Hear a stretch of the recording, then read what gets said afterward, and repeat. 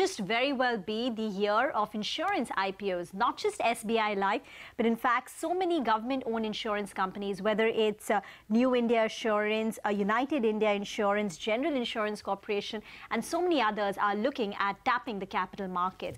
Let's discuss this theme in greater detail and find out what the industry dynamics are with Arijit Basu, the MD and CEO of SBI Life, which is a joint venture between SBI, BNP Paribas, Cardiff, KKR, as well as Temasek. Good morning, sir, and thanks so much for joining in. First, if you could, start off by telling us the capital raising plans of SBI Life and the timeline that you've set internally. Good morning. As you would be aware, SBI has informed the stock exchange that they intend to divest a part of the stake of SBI Life during the current financial year. And about the timeline, it's too early to say because we have just started working and we need to get our internal financials in place and then obtain regulatory approval. So beyond this, it is very difficult to say the exact timeline that we would be looking at. Could you tell us, is this SBI raising money? Will the money go to, and some existing investors selling their stake and raising money, or is the money going to go to the company? The final call on this is yet to be taken, but it looks that at this moment there will be no additional capital which will go into the company. So it will be a divestment made by both the joint venture partners. It's a 10% stake sale that you're looking at. That's what the board approval has come through, of which 8%, I believe, is what State Bank of India is going to sell. Could you tell us the balance 2%? Who would be the sellers there?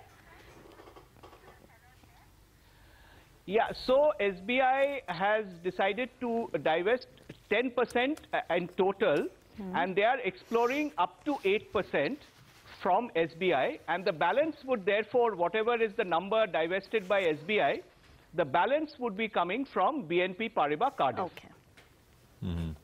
We have a situation where foreign partners, Mr. Basu, are actually looking at increasing their stake in insurance ventures, both life and non-life.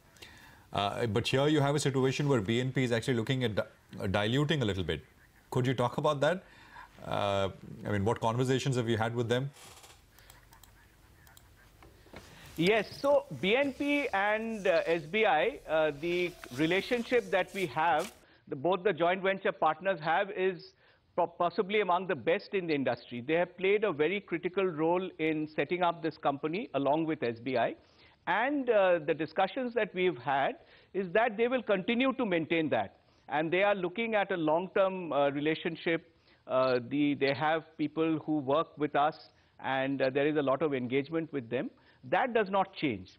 As far as divesting a little bit, I think because they have also been part of the journey for so long, and the fact that SBI Life is doing so well, and our valuations also are very high, so they feel that it could be optimal for them at this stage to divest a very small part of their stake.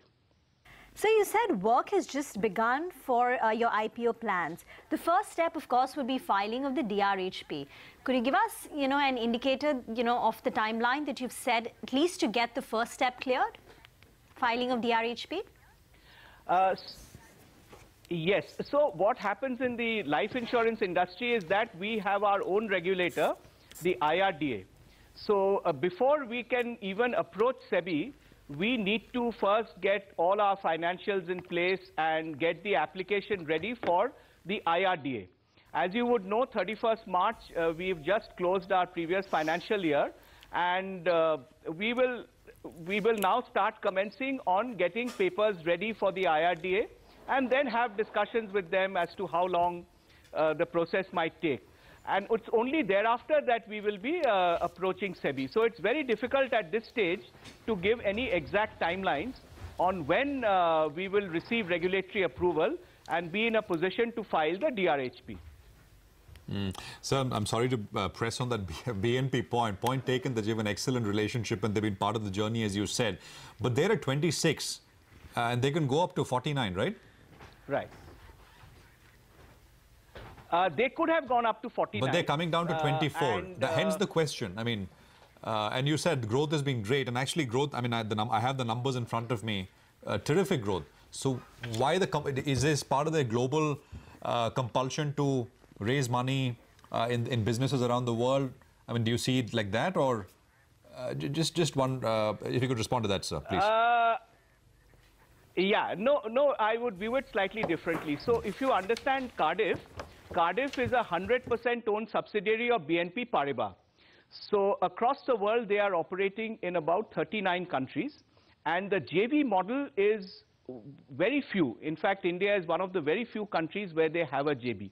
Everywhere else, it is either Cardiff itself with a 100% subsidiary in that country, or at least, say in China, they have a tie-up with Bank of Beijing. So they are called Bank of Beijing Cardiff.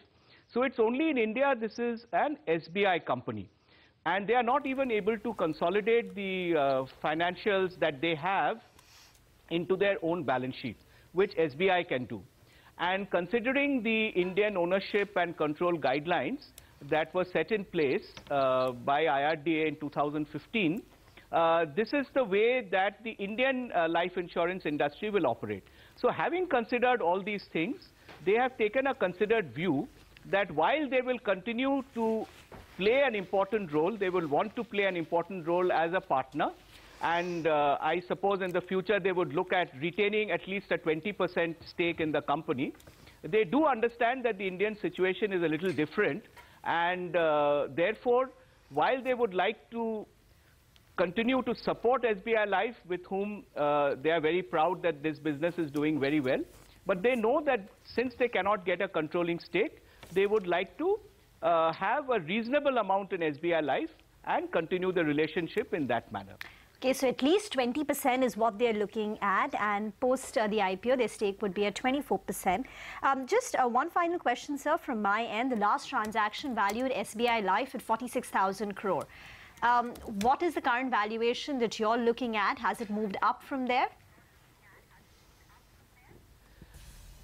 See, on valuation, it's not possible to state anything at this juncture. As you would know, in life insurance industry, there are two parts to the valuation. One which is called the valuation of the existing business or embedded value. And then the analysts and the investors give a multiple for the future value of the company, depending on how well the company is doing. As far as embedded value was concerned, we had declared an embedded value of 13,000 crore rupees in August last year, based on the 31st March 2016 figures. The 31st March 2017 figures are currently would be worked out, and we expect the embedded value to increase because of the huge growth that we've had. We are clocking a growth of around 40% and beating industry very significantly. But how much that will be and will depend on a lot of factors, including what is the new business margin that we will arrive at. And we expect that this will be in place in the coming few months. And thereafter, once we are able to go to the market, it will be the market and the investors and our own team arriving at a value which we hope will be good and fairly realistic and balanced figure. Just last few questions. What multiple would you consider fair for a business that's growing as strongly as yours? A multiple of the embedded value? For the future, it is almost impossible to predict. Yeah. But if you see the last transaction, the multiple was at 3.54. Okay. That is a fact which we had on the last transaction. But the last transaction was not an IPO. This would be an IPO where the dynamics change, and we are advised that IPOs can have slightly better valuations than a small stake sale. Yeah. But these are very difficult to predict. What's the split of portfolio with regards to ULIPs and term, sir? So ULIPs and traditional. So if you look at the overall picture for SBI Life, then ULIPs are at around 45%. But if you were to look at the individual piece, this time we have had a strong ULIP growth.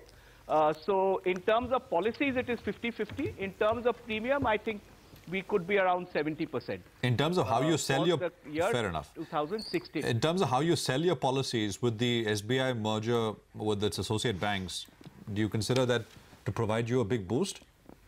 for distribution? Yes, I understand. SBI Corporate Agency so far has also included the associate bank corporate agency. So it was a corporate agency for the entire group, and roughly 25% of our business was coming from the associate banks. Now with the merger, they will still continue to come to us, so there would not be any change in that respect. We in fact expect even better traction, since it will be a more disciplined and a more organized way in which we can cooperate with each other.